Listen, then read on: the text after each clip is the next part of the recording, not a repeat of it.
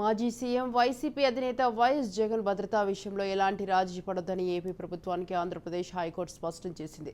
తనకు Z+ category సెక్యూరిటీని కుదించడాన్ని సవాల్ చేస్తూ హైకోర్టులో జగన్ పిటిషన్ దాఖలు చేశారు. జూన్ 3 వరకు తనకున్న భద్రతను పునరుద్ధరించాలని పిటిషన్లో పేర్కొన్నారు. దీనిపై విచారణ జరిపిన హైకోర్టు ప్రభుత్వానికి కీలక సూచనలు చేసింది. వైఎస్ జగన్కి మంచి బుల్లెట్ ప్రూఫ్ వాహనం ఎందుకు ఇవ్వడం లేదని సర్కార్ని ప్రశ్నించింది. జగన్కు మరో బుల్లెట్ ప్రూఫ్ వెహికల్ కేటాయించాలని సూచించింది.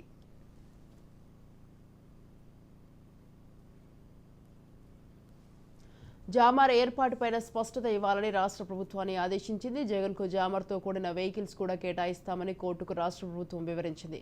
మాజీ ముఖ్యమంత్రికి ప్రభుత్వం భద్రత కల్పించాల్సిందేనని కోర్టు స్పష్టం చేసింది. పూర్తి వివరాలతో కౌంటర్ దాఖలు చేయాలని ఏపీ ప్రభుత్వాన్ని ఆదేశించింది కోర్టు.